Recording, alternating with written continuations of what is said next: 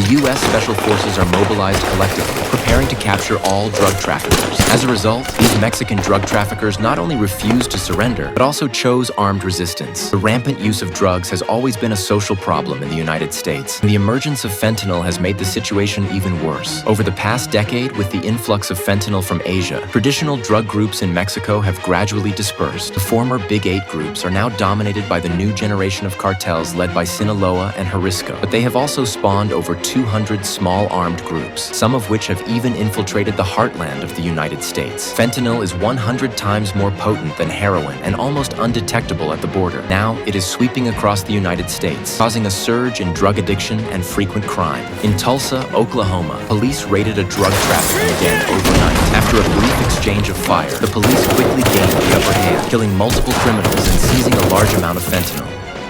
At the end of the operation, Officer Lane found a little boy curled up in the corner of the bathroom, trembling with fear. Lane could only gently appease and confirm that he was not in danger. After the task was completed, Lane hurriedly bought flowers and greeting cards because today was his wife's birthday. When I got home, my eldest son was still awake. My wife and daughter were already sound asleep. He gently placed the flowers on the bedside, and his wife opened her eyes and smiled without blaming. Meanwhile, at McAllister Prison in Oklahoma, inmate George is listening to music. Suddenly, the prison guard notified someone to see him. George was taken into another cell and met a mysterious old man. The old man expressed that he hopes George can help him clean up a few people, and he must personally do it without leaving any traces. After the matter is completed, he will gain freedom. George pondered for a moment and finally agreed. The next day, the prison guard released George's handcuffs and pretended to take him to clean up. When George passed by a few familiar prisoners, he casually took the weapons they had hidden in advance. Then he went straight to the target cell, stabbed the prisoners inside with a weapon, and threw the weapon on the ground. The cause of death for this person will be suicide. George turned his head and went to another cell, took out the rope he had just received, and quickly put it around the other person's neck while they were not prepared. Then George suddenly pulled and threaded the rope onto the iron bars of the cell. Although this person tried to make a sound, the prisoners downstairs were all enemy people and no one paid attention to them. In the end, he was strangled to death by George and disguised himself as hanging himself. After completing the task, George returned to his cell, his adrenaline running wild and unable to calm down for a long time. Soon, a mobile phone was quietly stuffed into the crack of the door. George quickly connected. Is the other party here to confirm if the task has been completed? Yeah.